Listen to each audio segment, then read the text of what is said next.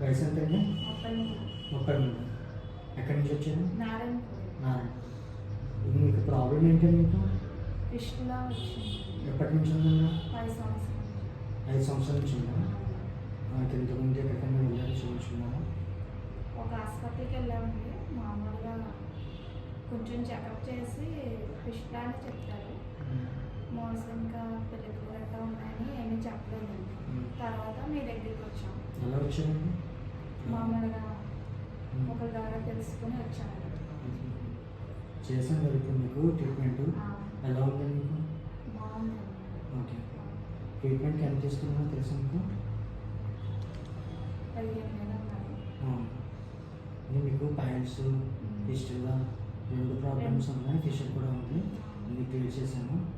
ఈవిడికి piles and fistula యాండోలాప్సిస్ అనేది letter పొజిషన్లో ఉంది.